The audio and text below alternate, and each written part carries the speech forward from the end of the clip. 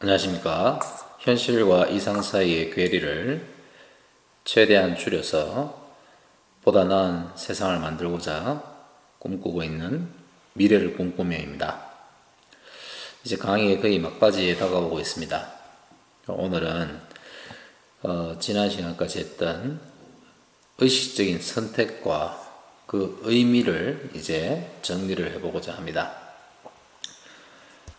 지난 시간간에 삶의 의미를 찾는 경우, 그러고 삶의 의미가 어떻게 형성되고 또 삶이 무의미할까봐 불안해하는 그 근본적인 생존 본능의 불안을 정리하는 법을 알려드렸습니다.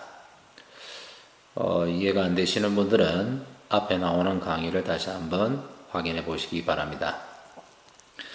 자, 그래서 삶의 의미와 무의미에서 우리가 생존 본능을 넘어서는 어떤 의식의 특징을 살펴봤습니다.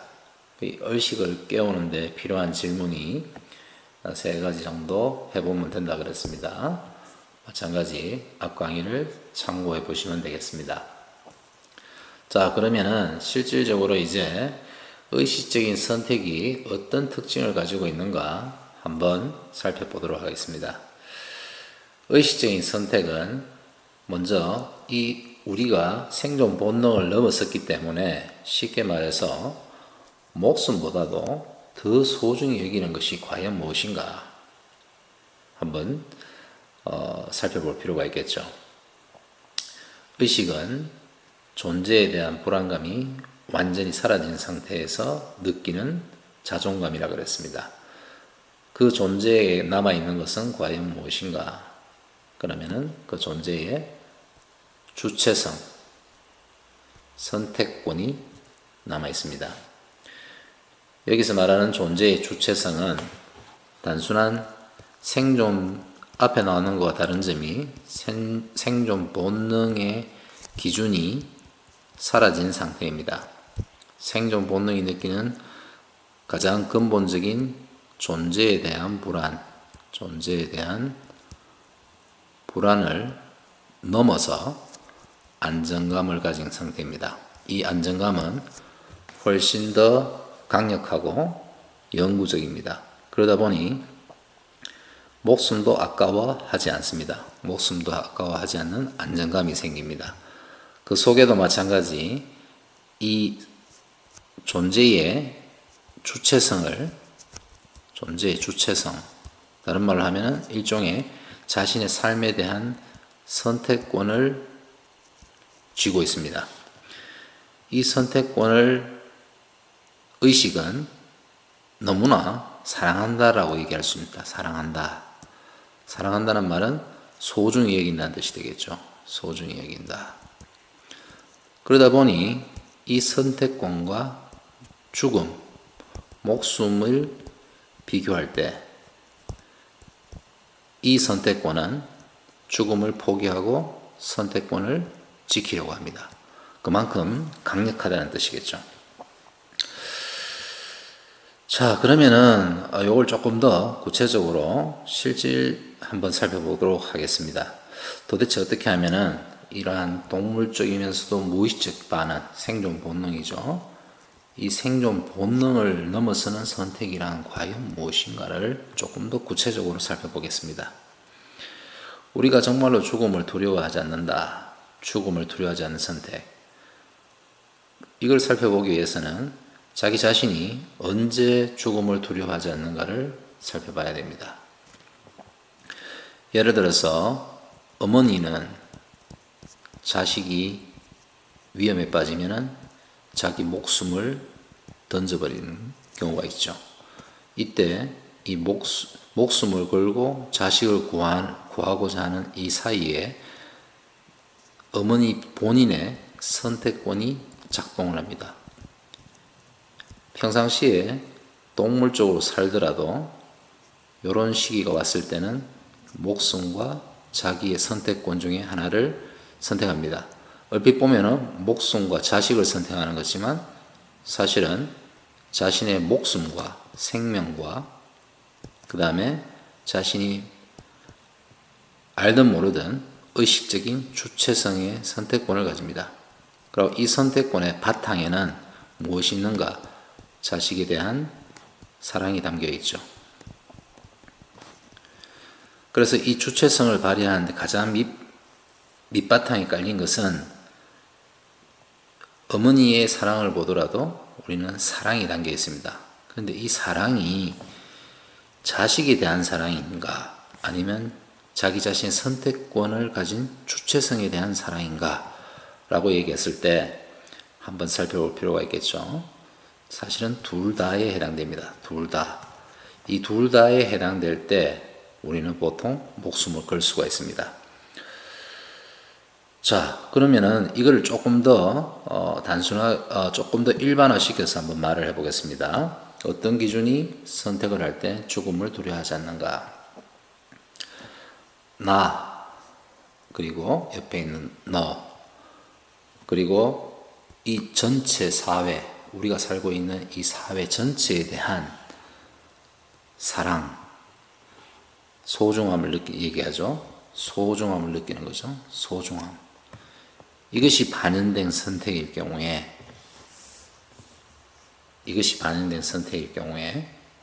우리는 자기의 목숨도 버릴 수가 있습니다. 그렇다고 해서 나와 너 전체 사회에 대한 사랑이 이게 나와 너 사회에 이롭다라는 외부의 설득에 의해서 이루어지는 것은 아닙니다. 이거는 일종의 세뇌가 될 수도 있죠. 세뇌가 될 수 있습니다. 그래서 잘 봐야 됩니다.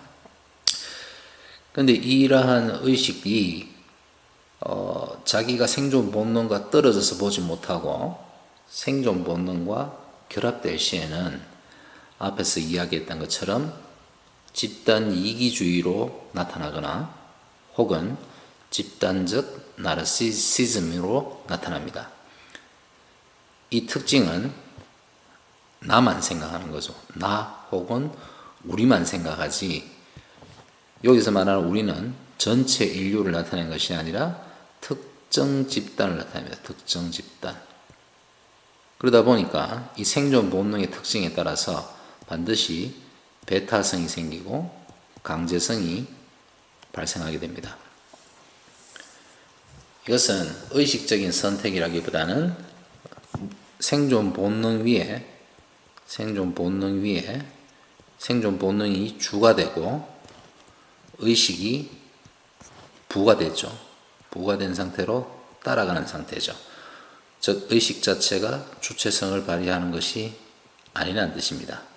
단순히 생존 본능에 얹어져서 자기가 주체적이라고 생각은 하지만 생존 본능이 주가 된 상태입니다.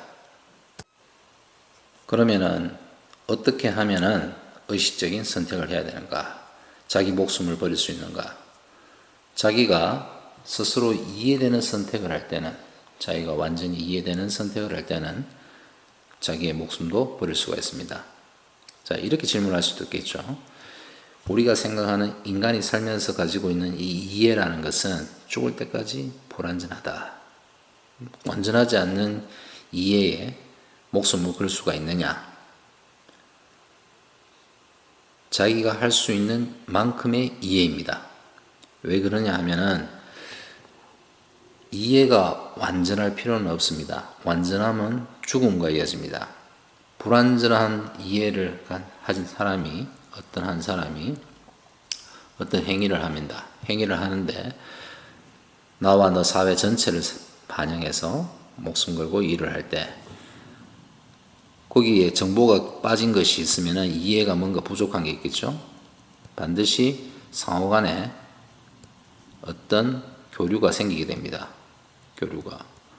이 교류를 통해서 보다 나은 정보가 발생하게 되죠. 그래서 완전한 이해를 기다려서는 아무런 행동을 할 수가 없습니다. 이는 생명이 가지고 있는 역동성에 반하는 것이죠. 그래서 생존 본능을 벗어났다고 하더라도 생존 본능이 가지고 있는 역동성을 감안을 했을 때 우리는 어느 정도 수준의 이해를 해야 되는가? 자기가 스스로 이해를 했을 때 나와 너 그리고 사회 전체에 도움이 된다라는 충분한 이해가 된다면 인간은 자신의 목숨을 걸고도 선택을 할 수가 있습니다. 자, 물론 과거 역사를 자세히 살펴보면은 이 이해의 정도에 따라서 국가를 위해 목숨 걸고 이런 경우가 많이 발생했죠. 그런데 국가를 위해서 목숨 거는 것은 어떤 데 생기냐? 전쟁할 때 이런 경우가 많이 생기죠. 자, 그거는 지금까지 저희 설명을 들었다면은 이해의 부분에서 뭐가 빠졌다? 즉 배타성과 강제성이 들어갔다는 사실을 이해를 하지 못한 데서 발생했죠. 그렇지만 그러한 역사적 사건을 통해서 현재 우리는 보다 폭넓은 이해를 하고 있습니다. 그러한 일이 없었더라면 우리는 이러한 사실에 대해서 이해를 할 수가 없겠죠. 즉 인간이 가지고 있는 발전이라는 것은 어떻게 보면은 이해의 폭이 넓어지는 과정이죠. 넓어지는 과정이다. 이해의 폭이 넓어지면서 우리는 보다 더 의식적인 선택을 할 수 있고 인류 자체가 좀 더 발전하고 보다 나은 사회를 향해서 달려가게 되는 거죠. 물론 어떤 역사적 과정에서 많은 사람들 중에 어떤 사람들은 선택을 포기하라고 얘기하는 사람도 많습니다. 이 선택 자체에 의해서 발생하는 배타성과 강제성 이 점을 염두에 두고 선택을 포기하라라고 얘기하게 됐습니다. 그렇지만 선택을 포기하게 되면 안정감이 들죠. 안정감. 모든 것을 놓아버리고 욕심을 다 놓아버리면 안정감이 듭니다. 그렇지만 이것이 설령 정답이라 하더라도 자기가 가지고 있는 주체성을 여러분에게 제가 이렇게 질문하는 겁니다. 지금 당신이 가지고 있는 이 선택권, 본인의 삶의 주체성을 포기하라 라고 했을 때 포기가 되겠습니까? 안 되겠죠. 즉 다시 말해서 이게 설령 정답이라고 하더라도 이것은 세상 사람들을 이해시키기는 불가능합니다. 그러면은 이는 사회를 변화시키는 원동력이 될 수가 없다는 뜻이죠. 결국 사회가 변화하기 위해서는 사람이 변해야 되죠. 사람이 변하기 위해서는 그 사람들이 이해가 돼야 됩니다. 주체성을 포기하고 세상을 좋게 만든다. 포기할 사람이 없기 때문에 이 방법은 통하지 않는 방법이다 라고 얘기할 수 있겠죠. 마찬가지로 선택을 포기하면 완전한 안정감을 얻을 수가 있습니다. 그런데 모든 사람이 안정적이다. 그러면 생존 본능에 가지고 있는 변화를 일으킬 수가 없죠. 생명이 끝난다는 뜻이죠. 그 말은 멈춘 사회가 되고 어떻게 보면 죽은 사회가 된다는 얘기입니다. 우리는 항상 생각을 할 때 어떻게 생각했냐 하면은 어떤 좋은 정답이 있다라고 했을 때 이 정답이 모든 사람에게 이게 삶의 원칙이다 해가지고 모든 사람에게 적용했을 때 어떤 모습이 될까를 상상을 해볼 수가 있습니다. 자, 모든 사람이 마음이 편안해지고 동물적으로만 편안해졌다. 세상이 어떻게 될까요? 전부 그냥 아무것도 안 하고 그냥 먹고 자고 똥 싸고 동물처럼 놀다가 그렇게 죽겠죠. 그 사회의 발전은 없습니다. 물론 그렇게 산다고 해서 뭐가 문제가 되냐? 그래서 옛날에 뭐 자연으로 돌아가자 이런 얘기도 많이 있었죠. 그렇지만 조금 더 자세히 살펴보면은 지금까지 제가 설명했는 것을 자세히 들어봤을 때 인간에게는 이 의식이라는 것이 있고 이 의식의 본체는 자기 스스로의 생명력을 가진 주체성, 선택권을 가지고 있다는 사실을 알 수 있습니다. 그렇다고 해서 이게 생존 본능을 그냥 막 넘어설 수 있느냐? 그렇지는 않다는 얘기죠. 생존 본능을 넘어서기 위해, 즉 자기의 목숨을 버릴 정도로 자기의 주체성과 선택권을 가지기 위해서는 반드시 이 조건을 맞추었을 때, 즉 나와 너 그리고 전체 사회에 대한 본인이 소중하게 여기는 쉬운 말로 사랑이라는 의미를 부여할 때 그때야 자기 목숨을 버리고 선택을 할 수가 있습니다. 이게 잘못 선택이 자기는 사랑한다라고 얘기하지만 생존 본능을 넘어서지 않을 때는 집단 이기주의 혹은 집단적 나르시시즘으로 변질될 수가 있고 이는 의식적인 선택이 아니라 동물적인 속성이기 때문에 사회를 더 어지럽히는 경우가 훨씬 많이 발생합니다. 자, 이러한 앞에 나온 것과 관련해서 지금까지 생존 본능에 따른 무의식적 반응에서 의식적인 선택으로 넘어갔고 이러한 의식적인 선택이 어떻게 이루어지는가에 대해서 설명을 했습니다. 오늘 강의는 여기까지 하겠습니다. 감사합니다.